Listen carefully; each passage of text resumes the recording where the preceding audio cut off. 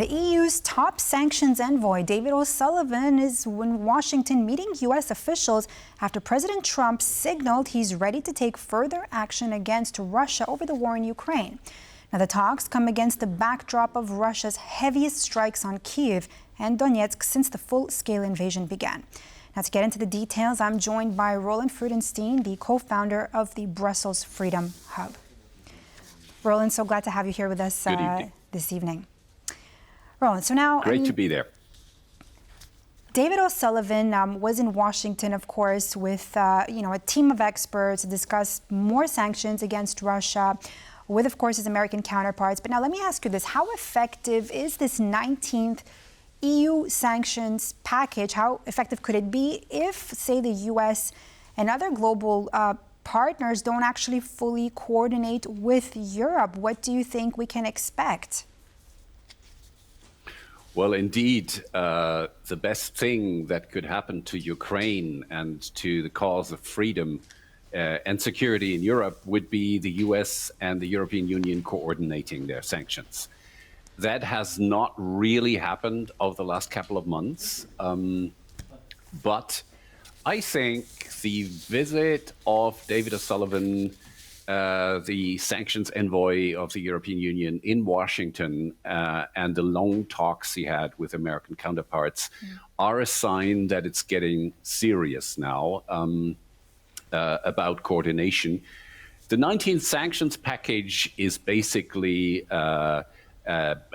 is a push against the so-called shadow fleet. These are Russian or other owned vessels that are without insurance, without any official registration in any country in the world, and you can actually boycott these ships. You can make it impossible for them to load or unload in other ports outside Russia, and that's what the 19th package is all about. But as I said, the gist is here to have a better coordination between the US and the EU in many, many other fields. Well, but now let me ask you this. I mean, earlier on in the show, we had our reporter work on this report, of course, about this meeting that happened. And there was a part where he showed us there how Trump, over the, just in August, right, has said, oh, in 2 weeks, I'm going to target, Russia with sanctions. And then the week after, he's saying something else. And then the next week, he's saying something else. So now my question to you is, given President Trump's mixed history on Russia's sanctions, do you think that his current willingness is actually going to mean that he's aiming for a real policy shift this time around, seeing that these attacks are getting worse and worse on Ukraine? Or is it in a way, can we call this more theatrics and just talk on his end? Diana, we do not know. I'm not even sure Trump himself knows. Look at how often he says, we'll see what happens. That can mean anything and nothing. In his first term, he used to say that before he fired someone from his government. He said it before he attacked the Iranian nuclear sites. And he said it so many times in the context of the US joining EU sanctions or toughening up sanctions, and especially taking secondary sanctions against Russia. Nothing has happened so far. So we do not know at this point. However, I must say that the talks by people like David Osullivan between the EU and the US have never been as concrete as they are at the moment. That's a good sign, but that doesn't mean that we have guaranteed success. Let me ask you about another meeting that took place earlier today. It was the Ukraine Defense, a contact group known as the Ramstein format. What are some of the key takeaways that came out of that, Roland? Well, Ukraine is in a very dire situation when it comes to air defense. I mean, on the one hand, Russian attacks by missiles and especially drones, massive drone attacks like we had last weekend, 800. We can see easily in the next couple of weeks and months attacks by 1,000, 1,500, 2,000 Russian drones at the same time. That overwhelms anybody's air defense. Plus, what we have is a reduction in U.S. deliveries of ammunition, for air defense systems. And the Europeans are not right now capable of making up for this. So on the one hand, we have less Ukraine capability to defend itself. On the other hand, we have a steep rise in Russian, in the intensity of Russian attacks. That is the main problem for Ukraine at the moment. It's not so much Russian territorial gains at the front line.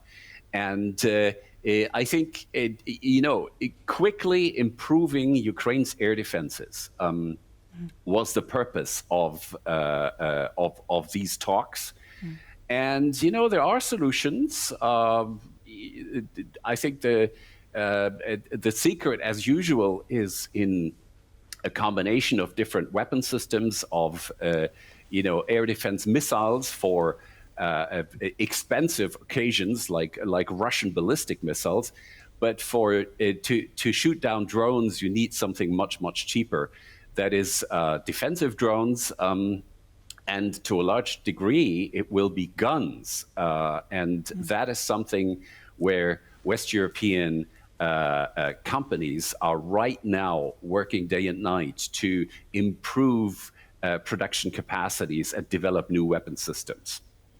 Roland, let me ask you about how Russia views all of this. I mean, the Kremlin says, of course, that no sanctions will alter Russia's course. Is there any realistic way you think to change Putin's strategic calculations without actually direct confrontation and moving forward? Well, I would compare it to the straw that breaks the camel's back, if you know what I mean. Of course, until now, the Kremlin has not given any sign that economic pressure makes it change its behavior. I mean, that would not be in the Kremlin's interest, right? Because they know if it evidently works out, the West will use it even more intensely. But there are very clear signs that the Russian economy is in deep trouble, much more so than in 2023, 2024. The Russian economy is cooling down. We have a runaway inflation. Essentially, Putin is on the verge of printing money.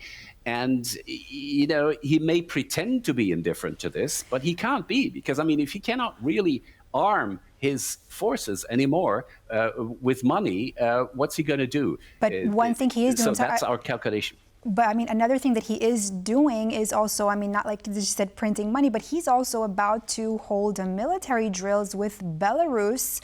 And because of that, as a result, on Friday at midnight, Polish Prime Minister Donald Tusk said Poland is going to completely shut all its borders with Belarus, right? Now, I want to ask you, Roland, how much do you think that this is actually about security, and how much is it about sending a political message to Minsk and Moscow? It's definitely both. You never know what comes out of these Zapad exercises that Russia holds annually. And there may be further provocations, there may be border violations by migrants encouraged by Russia and Belarus. All this is possible, but the political signal is extremely important. And we've been seeing a lot of that as well, of course, of migrants crossing in, coming into Poland through Belarus. Well, we'll have to see how all that plays out. Thank you so much, Roland Freudenstein, co-founder of Brussels Freedom Hub, for being with us here this evening on TVP World. Thank you. And that's all for this edition of World News Tonight here on TVP World. I'm Diana Skaya. Thanks for watching, and stay with us here for more news, features, and exclusive interviews.